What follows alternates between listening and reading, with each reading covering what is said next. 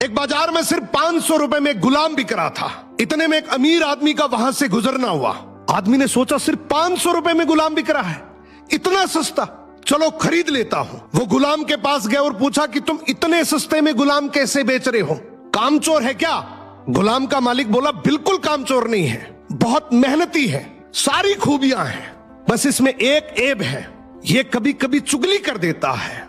आदमी ने मन ही मन सोचा कि घर में मैं और मेरी बीवी तो है, अगर ये चुगली करेगा भी तो किससे करेगा, खरीद लेता हूं। खरीद कर गुलाम को घर ले आया।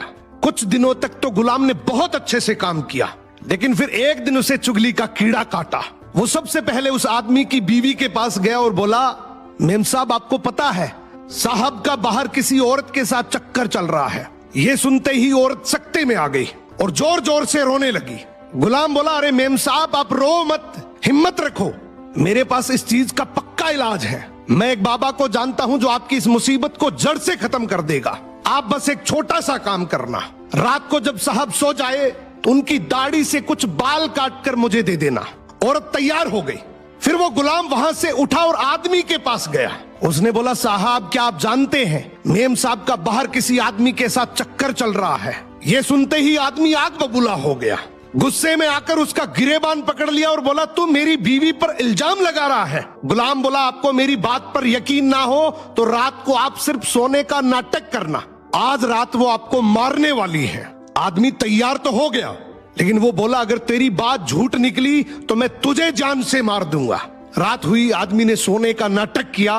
उधर उसकी बीवी जैसा गुलाम ने कहा वैसा करने लगी। रात के 3 बजे हाथ में कैंची लेकर जैसे ही उस आदमी के पास पहुंची, आदमी तुरंत जाग गया।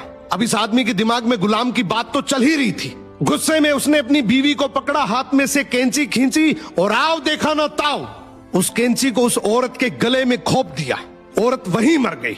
जब औरत के परिवार वालों को ये बात पता चली तो उन्होंने इस आदमी को मार दिया। और जब आदमी के परिवार वालों को ये बात पता चली तो दोनों परिवार आपस में ऐसे भिड़े कि दोनों परिवार पूरी तरीके से खत्म हो गए।